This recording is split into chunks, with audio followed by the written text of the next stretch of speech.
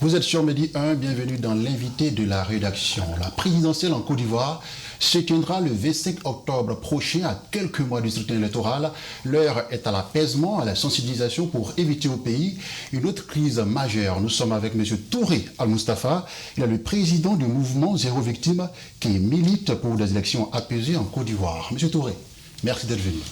Merci et bonjour. Voilà. M. Touré, quel est le sens de votre engagement à travers votre mouvement Zéro Victime? Merci. Le mouvement Zéro Victime a été créé à partir des passés sombres que notre pays a traversés. Et le mouvement Zéro Victime est un mouvement citoyen épris de paix qui rassemble tous les Ivoiriens de tous les partis politiques. Qui en font partie. Mon adjoint est du PPACI. D'accord, le Parti des peuples africains Côte d'Ivoire. Voilà, il y a des membres du PDCI là-dedans. Donc, c'est un mouvement apolitique. Parce que les élections, nous disons que notre mission est d'éviter qu'il y ait la violence pendant les élections en Côte d'Ivoire. Les Ivoiriens sont fatigués. Les Ivoiriens ne doivent plus avoir peur des élections.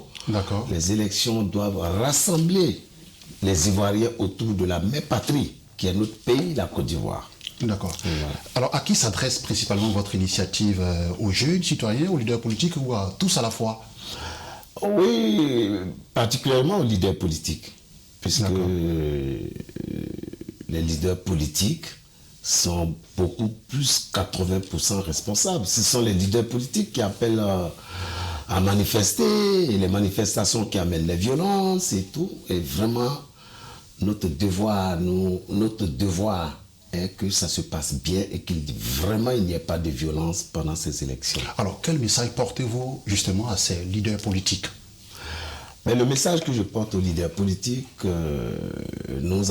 bientôt nous allons commencer à les rencontrer, les responsables des partis politiques, puisqu'au sein du mouvement Zéro Victime, nous avons des imams, nous avons des pasteurs, et voilà. Donc, ces leaders politiques, nous avons les sensibiliser, les leaders politiques. Nous allons les montrer, pourquoi pas, des images des grands leaders qui sont aujourd'hui au cimetière, voilà, qui sont dans des tombes. Nous n'allons pas avoir peur, hein. Nous allons aller au cimetière, filmer même des tombes, des grands leaders, et puis lui montrer, les sensibiliser. Ça sensibilise beaucoup. On va leur dire, regardez où il est aujourd'hui. D'accord. Voilà, je pense que ce serait une bonne chose. Alors, 15 ans après les événements de 2010, je parle notamment de la crise post-électorale, est-ce que vous estimez que les Ivoiriens ont retenu les leçons du passé? Oui, les Ivoiriens sont formidables. Les Ivoiriens, 80% des Ivoiriens aujourd'hui ont compris la leçon. Les Ivoiriens se disent aujourd'hui, nous n'allons pas sacrifier nos vies pour les leaders politiques et demain, ils vont nous tourner le dos. Parce que quand un leader politique vous appelle à manifester dans les rues, pendant que ses propres enfants et sa propre famille n'est pas au pays, ça doit t'interpeller. Ça doit vraiment t'interpeller. Voilà. Mais vous vous adressez principalement aux leaders politiques. Est-ce que les discours politiques actuels semblent favoriser un climat apaisé ou raviver les tensions? Bon, ça sent l'escalade verbale. Oui. Bon, il y a quelques frustrations, ça se comprend. Je me dis que dans tous les pays développés, et pendant les élections, les moments électoraux, il y a beaucoup de tensions. Seulement, il appartiendra au parti au pouvoir, au président de la République, au gouvernement, de savoir canaliser et de savoir mettre balle à terre. Parce que, voilà, on en a vu le cas aux États-Unis, voilà, où il y a eu des morts. Le pays le plus puissant du monde, et ça s'est passé là-bas. Donc, voilà. Justement, nous sommes à quelques mois des élections présidentielles en Côte d'Ivoire. Ceux qui constituent les principaux barons de l'opposition significative sont en quelque sorte pour le moment éliminés de la course. Je parle notamment du président Laurent Gbagbo qui a des démêlés avec la justice, Charles Blé Goudé qui n'est pas qualifié.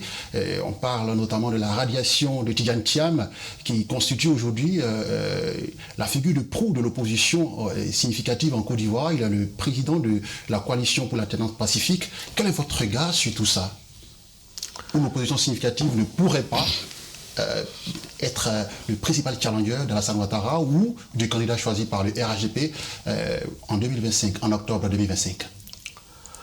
Bon, moi je pense que concernant la radiation de Tidjane Thiam, j'ai été surpris moi-même de constater, il y a à peine 2-3 mois qu'il s'est désabonné de la nationalité française. D'accord, il a renoncé à la nationalité française. Il a française. renoncé à la nationalité française. J'ai été vraiment surpris. Okay. Donc, vu les tests, je pense que nous sommes dans un pays des droits où il y a une justice. Donc, vu les tests, bon, je me rappelle en 2010, où le président du RDR dans le temps a été écarté injustement. Le président actuel. Alors, c'était en 2000. C'était en 2000. C'était en 2000. En 2000. Voilà, en 2000. Voilà, donc il a fallu avoir des marches et des manifestations. Le président actuel a rassemblé tous les militants du RDR. Il leur a dit, c'est la volonté de Dieu. Acceptez cela. Je ne veux pas voir aucun militant manifester dans la rue. Et voilà, les élections sont passées sans lui. Alors, quelles sont les actions que vous allez porter pour pouvoir essayer de rafraîchir un peu les choses à ce niveau-là, au niveau des différentes chapelles politiques qui actuellement... Bon, je pense que notre devoir est d'approcher les leaders politiques, et d'approcher même les membres du gouvernement, lancer un message, pourquoi pas au président de la République, qui est comme un chef de famille, et voilà, pour qu'il puisse demander sa clémence, demander vraiment sa clémence, sinon il est dans ses droits. Il est dans ses droits. Quand la justice décide, bon, il a été victime une année. Donc ça se comprend bien. Mais voilà, je pense qu'on va demander la clémence du président de la République pour éviter les troubles, pour éviter vraiment les troubles, pour éviter qu'il y ait des casses, des violences, pour éviter qu'il y ait des morts. Parce que les Ivoiriens sont fatigués. Les Ivoiriens ne veulent plus revivre les atrocités du passé. Les élections ne veulent pas dire qu'il faut mourir. Les élections ne doivent plus avoir fait peur aux Ivoiriens. D'accord. Voilà. D'accord. Les élections ne doivent pas être une phobie pour les Ivoiriens. Mais justement, comment les jeunes Ivoiriens, les citoyens Ivoiriens accueillent ce message que vous portez depuis un certain temps? Oh, si, positivement. Partout où nous sommes partis, nous avons parcouru près de 18 villages du PDCI. PDCI, Menou, Lolobo, Yamsoko et les environnants. Et nous avons été aussi entre Yamsoko et Boisflé, parce que les élections passées, il y a eu des atrocités là-bas où il y a eu mort d'hommes.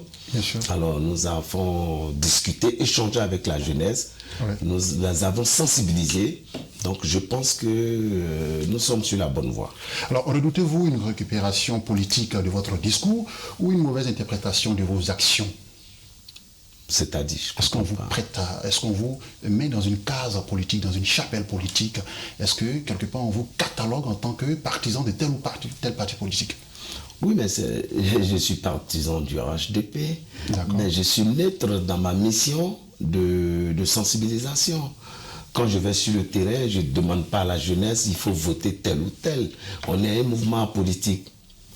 D'accord. Voilà. Je suis beaucoup compris par la jeunesse ivoirienne. Partout où je vais, je suis bien accueilli, j'échange avec eux, je les sensibilise et nous sommes en train d'installer des délégués partout. D'accord. Dans tous les secteurs, dans tous les quartiers, dans toutes les villes. D'accord. Voilà. Dans toutes les villes. Et pendant les élections, nous allons les appeler, les sensibiliser pour qu'ils sensibilisent à leur tour leur population. Alors, est-ce que vous avez déjà rencontré les responsables de la Commission électorale indépendante? Dernière question. Non, nous n'avons pas, mais nous leur avons adressé déjà une demande d'audience. au président de la CEI. Je pense que c'est un homme épris de paix, c'est un homme compréhensible. Le président Cubier, on a la chance de l'avoir à la tête de la CEI. C'est des gens qui ne le comprennent pas. C'est un homme très carré et un homme juste. Je pense que avec lui, nous sommes vraiment d'accord. Merci à vous, M. Touré Moustapha. Merci beaucoup. Merci d'être venu. Merci beaucoup. C'est la fin de ce numéro de l'invité de la rédaction. Restez sur Midi 1, l'information continue.